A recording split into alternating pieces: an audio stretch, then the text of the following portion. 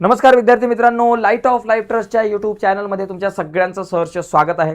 इयत्ता 9वीतून 10वीत जाणाऱ्या विद्यार्थ्यांसाठी एक स्पेशल कोर्स चालू आहे आणि त्या कोर्समधली ही व्हिडिओ क्रमांक 8 मित्रांनो.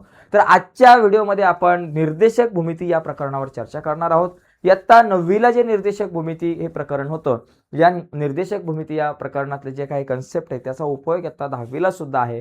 पण 10वीला तो दोन चलातील रेषीय समीकरणे या प्रकरणामध्ये आलेख काढताना त्याचा उपयोग होतो.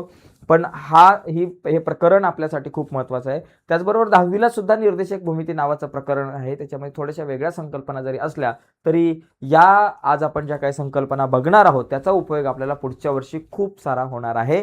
त्यामुळे जाऊयात पटकन पुढे जाण्याच्या अगोदर एक रिक्वेस्ट आहे, नवीन असाल तुम्ही आपल्या चॅनलवर मित्रांनो आणि अजूनपर्यंत चॅनल सबस्क्राईब नसेल केला तर आत्ताच आपला चॅनल सबस्क्राईब करा आणि त्या बाजूला असलेलं बेलचं बटन दाबायला विसरू नका. तर बघा या ठिकाणी निर्देशक भूमिती या प्रकरणामध्ये बघा आपण हे प्रश्न काही आपण बघितले होते. खाली दिलेले बिंदू त्यांच्या सहनिर्देशकांवरून कोणत्या चरणात किंवा कोणत्या अक्षावर आहेत ते लिहा. आता हे जे काही बिंदू आपल्याला दिलेत हे बिंदू कोणत्या चरणामध्ये आहेत किंवा कोणत्या अक्षावरती आहेत ते आपल्याला सांगायचं आहे. आता बघा या ठिकाणी जर तुम्ही अशा प्रकारे आपला आलेख जर बघितला, आलेखामध्ये आलेख काढत असताना हा आडवा जो असतो तो एक्स अक्ष असतो आणि उभा जो आहे तो वाय अक्ष असतो. ओके, आणि याच्यामध्ये असतात 4 चरण. पहिलं चरण, त्याच्यानंतर हे दुसरं चरण, हे तिसरं चरण, हे चौथं चरण. आता बघा इथे जर आपण नीट बघितलं, बघा इथे आपल्याकडं या आलेखावर जर बघितलं इथे 4 चरण आहेत. तर चला याच्याऐवजी आपण हाच बघूयात आलेख. इथे बघा इथे किती चरण आहेत? 4 चरण आहेत. हे आपलं झालं पहिलं चरण, हे दुसरं चरण, हे तिसरं चरण, ओके, आणि हे चौथं चरण. आता याच्यामध्ये बघा एक्स अक्षावरती जर बघितलं आडव्या, इथे 1 2 3 4 5 6 हे सगळे पॉझिटिव्ह नंबर, लेफ्ट साईडला सगळे निगेटिव्ह नंबर आहे. हा एक्स ॲक्सिस आहे आणि वाय ॲक्सिस आहे. ओके, त्याच्यानंतर आपण जर बघितलं तर वाय अक्षावरती वरती सगळे पॉझिटिव्ह नंबर, खाली सगळे निगेटिव्ह नंबर आहे. आता पहिलं जे चरण आहे त्या पहिल्या चरणामध्ये जे काही निर्देशक असतात ते जे निर्देशक आहेत तर त्या निर्देशकांचे जे काही चिन्ह आहेत त्या निर्देशकाचे जे काही बाबा एक्स निर्देशक असेल, वाय निर्देशक असेल तर त्याची चिन्ह कशी असणार बघा. इथं याचा एक्स निर्देशक जो आहे तो धन असणार. बघा इथं सगळे धन संख्या आहेत आणि वाय निर्देशक जो आहे तो सुद्धा धन असणार आहे. ओके, म्हणजे अधिक. इथं जर आपण बघितलं तर इथं एक्स वरती काय बाबा निगेटिव्ह नंबर आहेत म्हणजे वजा. ओके, म्हणजे एक्स निर्देशक ऋण असणार. आणि वाय निर्देशक जर बघितला तर वाय निर्देशक वरती वाय वरती जर तुम्ही बघितलं तर सगळे पॉझिटिव्ह नंबर आहे म्हणजे वाय निर्देशक जो आहे तो धन असणार आहे. ओके, एक्स निर्देशक ऋण, वाय निर्देशक धन. इथं जर तुम्ही बघितलं तर इथं एक्स निर्देशक पण ऋण आहे आणि वाय निर्देशक पण ऋण आहे, ऋण आणि ऋण. आणि इथं जर आपण बघितलं तर इथं एक्स निर्देशक धन आहे प्लस आणि वाय निर्देशक काय बाबा ऋण आहे. तर अशा पद्धतीने या सगळ्या गोष्टी तुम्ही समजून घेतल्या पाहिजेत. म्हणजे बघा इथे जर बघितलं आता ह्या ए या बिंदूचे निर्देशक जर तुम्ही बघितले तर पहिला काय बाबा ऋण आहे आणि दुसरा निर्देशक धन आहे. पहिला निर्देशक ऋण आणि दुसरा निर्देशक धन आहे म्हणजे पहिला ऋण दुसरा धन. मग पहिला ऋण आणि दुसरा धन कुठे आहे बाबा? पहिला ऋण दुसरा धन कुठं? दुसऱ्या चरणामध्ये. मग तुम्ही म्हणाल की बाबा हे जे आहे हे दुसऱ्या चरणामध्ये, हा बिंदू जो आहे तो दुसऱ्या चरणामध्ये आहे. फक्त लक्षात घ्यायचं आलेख, त्याच्यावरती ते गाणं आहे बाबा.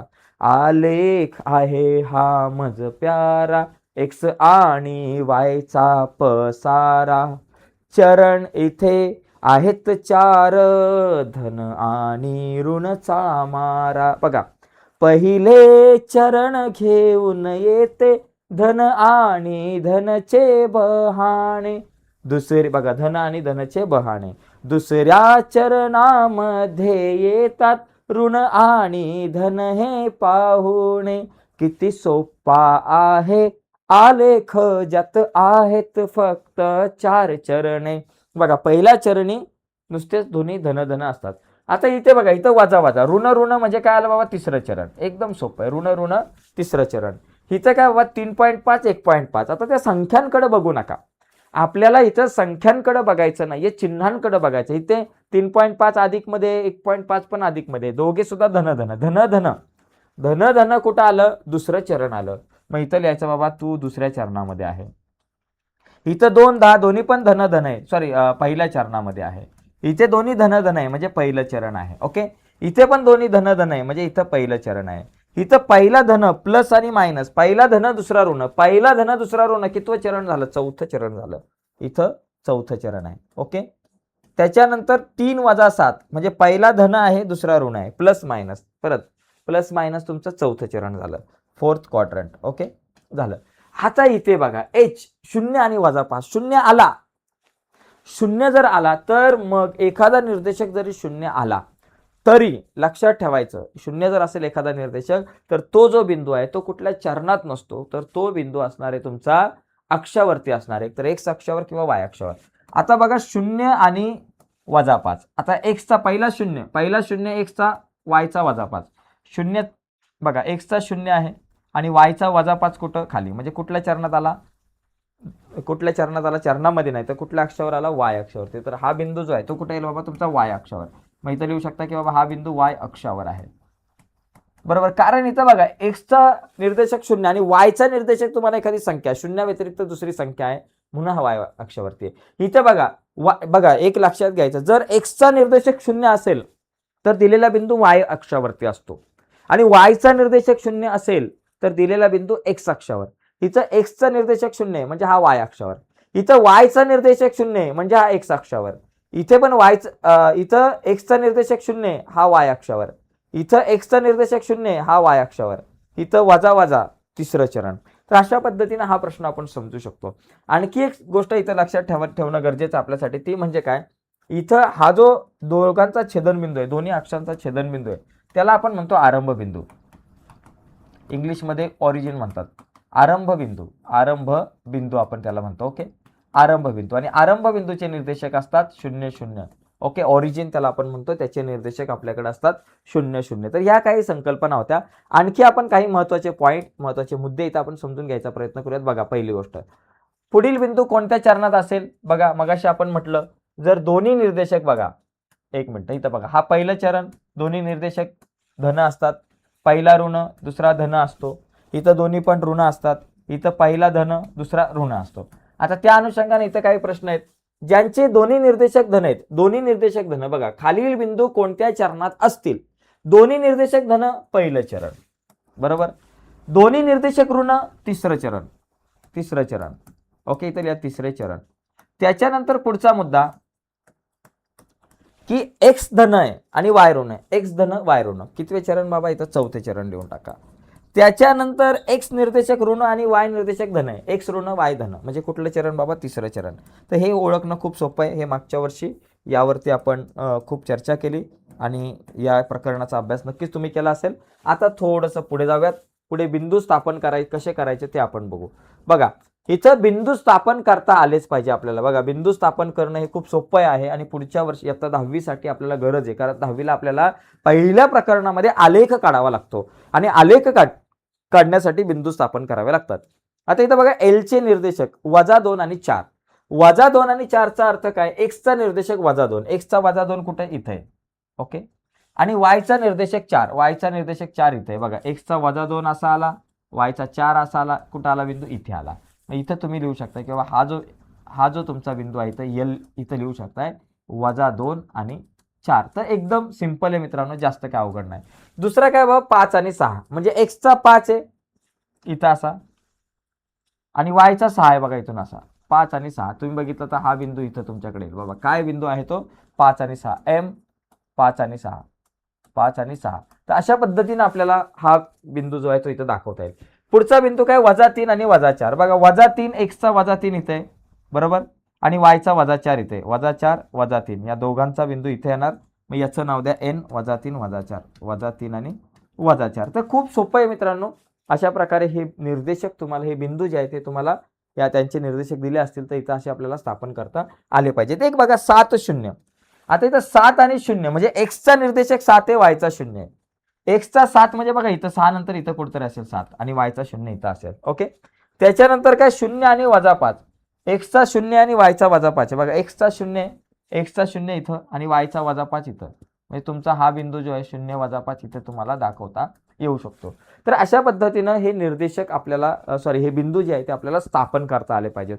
हे बिंदू स्थापन करता आले तर आपल्याला पुढे आलेख वगैरे व्यवस्थित काढता येऊ शकतो. ठीक आहे, चला पुढे जाऊ आपण. आता पुढचा एक प्रश्न बघा, या पद्धतीनं बघा खालील समीकरणांचे आलेख काढा. तुम्हाला 10वीला सुद्धा अशा प्रकारे एखादं समीकरण दिलं जाईल आणि त्याचा आलेख काढायला सांगितलं जाईल. यावर्षी पहिल्या प्रकरणामध्ये आपण 9वीला या ठिकाणी बघितला होता हा प्रश्न, तर एकदम सोपा आहे. याच्यामध्ये काय करायचंय, माझ्याकडे बघा x + y = 2 हे समीकरण दिलंय आणि या समीकरणाचा मला आलेख काढायचा आहे. तर या समीकरणाचा आलेख काढण्यासाठी x अधिक y बरोबर 2 ह्या समीकरणावरून मला एक सारणी तयार करावी लागेल, कारण मला 3 बिंदू इथं आलेख काढण्यासाठी स्थापन करावे लागतील आणि ते 3 बिंदू जे आहेत त्यांचे निर्देशक काढण्यासाठी मला अशा प्रकारे टेबल बनवायचं आहे. तर मग काय करणार, x आहे, y आहे आणि इथं x आणि y म्हणणार. या समीकरणाला y च्या स्वरूपात लिहून घ्या, म्हणजे y ला एका बाजूला ठेवा, 2 आपल्या जागेवर, हा x अधिक आहे बरोबर चिन्हाच्या पलीकडे गेले वजा x झाले. ओके, तर अशा प्रकारे हे समीकरण y च्या स्वरूपामध्ये करून घेतलं. जास्त काय नाही केलं, परत एकदा बघा, व्हिडिओला रिपीट बघा. y आपल्या जागेवर आहे, 2 आपल्या जागेवर आहे, x अधिक आहे बरोबर चिन्हाच्या पलीकडे गेला वजा झाला. आता x च्या किमती तुम्ही मनाने घ्या, 1 2 3 अशा मनाने घ्या. x च्या किमती घेतल्या, 1 घेतलं, 2 घेतलं, 3 घेतलं, मनाने घेतल्या. आता x च्या किमती मनाने घेतल्यावर y च्या किमती काढायच्यात. म्हणजे x बरोबर 1 असताना y बरोबर किती, x बरोबर 2 असताना y बरोबर किती, x बरोबर 3 असताना y बरोबर किती, हे करावं लागणार आहे. बघा, x बरोबर जर माझ्याकडे 1 असेल तर y बरोबर किती असणार, ते कसं काढणार, 2 वजा x याचा वापर करून. y बरोबर 2 वजा x, म्हणजे 2 वजा x ची किंमत मी घेतले 1, 2तून 1 गेला 1. x बरोबर जर का, आता बघा, x बरोबर 1 असेल तर y बरोबर 1 येते. x बरोबर 2 असेल तर माझ्याकडे y बरोबर किती येते बाबा, 2 वजा x. y बरोबर काय आपल्याकडे 2 वजा x आहे. 2 वजा x ची किंमत किती, 2 आहे, 2तून 2 गेले 0. आता जर x बरोबर 3 असेल तर y बरोबर काय असते, 2 वजा x असतं. x बरोबर 3 असेल तर y बरोबर 2 वजा x. 2 वजा x ची किंमत किती, 3 आहे. मग 2 वजा 3 केलं की माझ्याकडे वजा 1 येतं. म्हणजे 1 0 आणि वजा 1. x बरोबर 1 असेल तर y बरोबर 1 आहे. x बरोबर 2 असेल तर y बरोबर 0 आहे आणि x बरोबर 3 आहे तर y बरोबर वजा 1 आहे. म्हणजे इथं 1 1 त्याच्यानंतर 2 0 आणि 3 वजा 1 असे 3 बिंदू मिळाले. आता हे 3 बिंदू इथं आलेखावर स्थापन करा. पहिला काय बाबा, 1 1, x चा 1 y चा 1, 1 1 इथे. चला, हा 1 आणि 1 इथं आपण घेतला, 1 1 1 1 हा एक बिंदू मिळाला, 1 1. दुसरा जो बिंदू आहे तो काय, 2 आणि 0, म्हणजे x चा 2 y चा 0, म्हणजे इथं तुमचा 2 आणि 0 इथे येणार. आणि तिसरा काय आहे, 3 आणि वजा 1, x चा 3 आणि y चा वजा 1 इथं. x चा बघा 3 आणि y चा वजा 1, मग इथे लिहायचं 3 आणि वजा 1. तर या तिघांमधून जाणारा एक आलेख आपण अशा प्रकारे काढूयात. हा आलेख काढला म्हणजे ही रेषा काढली आणि हा बाबा आलेख कशाचा आहे, x अधिक y बरोबर 2 चा आहे. x अधिक y बरोबर 2 चा आलेख. बघा मित्रांनो, इयत्ता 9वीला आपण ह्या गोष्टी शिकलो होतो, पण याचा उपयोग आपल्याला 10वीला करायचा आहे. मी थोडा बाजूला होतो, तुम्हाला याचा स्क्रीनशॉट हवा असेल तर तुम्ही घेऊ शकता. Yes, okay. तर मित्रांनो, आजच्या या चर्चेमध्ये इथेच थांबूयात. पुढच्या व्हिडिओमध्ये आपण आणखी काही महत्त्वाच्या प्रकरणांवरती चर्चा करूयात. महत्त्वाच्या प्रकरणातल्या महत्त्वाच्या संकल्पनांवर चर्चा करू की ज्याचा उपयोग आपल्याला इयत्ता 10वीला आहे. तर आजच्या चर्चेत इथेच थांबूयात. बाय मित्रांनो, धन्यवाद सर्वांना.